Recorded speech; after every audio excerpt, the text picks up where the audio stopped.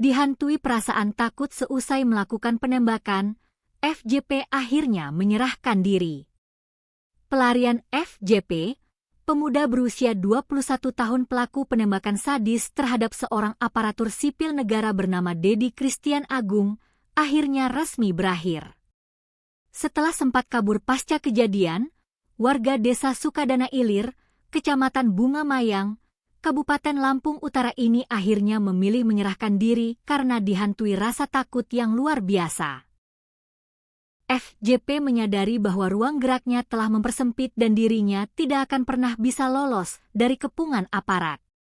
Alih-alih mengambil risiko yang membahayakan nyawanya saat penangkapan paksa, pelaku memilih menyerah secara kooperatif. Dalam sebuah rekaman video, dengan wajah pasrah, FJP mengakui perbuatannya dan menyatakan bahwa ia menyerahkan diri secara sadar kepada Resmo Polda Lampung karena takut akan diambil tindakan tegas terukur atau ditembak di tempat oleh petugas jika terus bersembunyi. Tragedi berdarah ini sendiri terjadi pada Sabtu malam, 24 Mei 2026, sekitar pukul 19.50 WIB di Kelurahan Ganjar Asri, Kecamatan Metro Barat, Kota Metro. Korban, yang merupakan ASN di Dinas Perkebunan, Peternakan, dan Perikanan Lampung Tengah, meregang nyawa setelah 2 peluru dari senjata api pelaku bersarang telak di bagian kepalanya. Aksi nekat FJP tersebut diduga kuat dipicu oleh masalah penagihan utang piutang di antara keduanya. Sesaat setelah penembakan, tim gabungan berskala besar langsung dibentuk. Tim yang terdiri dari Resmob dan Intelkam Polda Lampung, bersama Satreskrim Polres Metro dan Polres Lampung Utara, bergerak cepat melacak keberadaan pelaku. Pengejaran intensif ini dipimpin langsung oleh Kanit Resmob Polda Lampung Kompol Jonifer dan Kasatreskrim Polres Metro Ibtu Rizky Dwi Cahyo.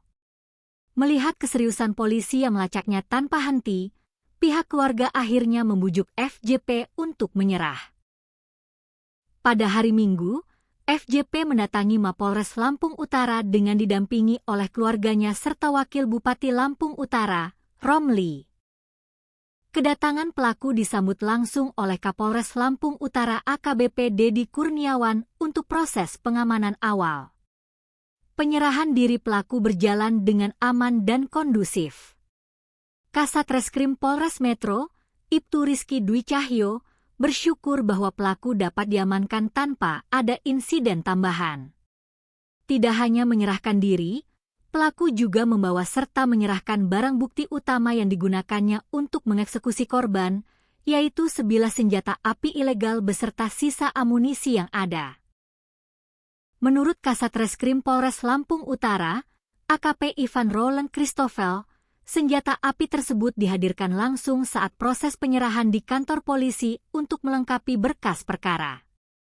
Kini, untuk mempertanggungjawabkan perbuatan kejinya serta guna mendalami motif asli dan asal-usul kepemilikan senjata api tersebut, FJP telah digelandang dan diserahkan ke Mapolda Lampung. Pelaku dipastikan akan menghadapi jeratan hukum yang sangat berat atas tindakan pembunuhan berencana yang telah dilakukannya.